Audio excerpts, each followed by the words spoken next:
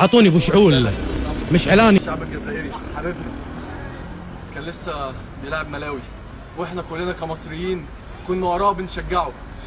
دخل الاول قلنا الشعب الجزائري لا يمكن يخسر، منتخب الجزائر هيتعادل.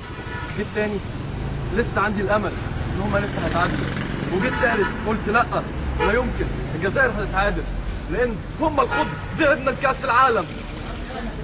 بس اعمل ايه؟ مش عارف ايه اللي حصل. كبوه وهتعدي. وانا من هنا عايز اقول لهم اخر رساله من الشعب المصري.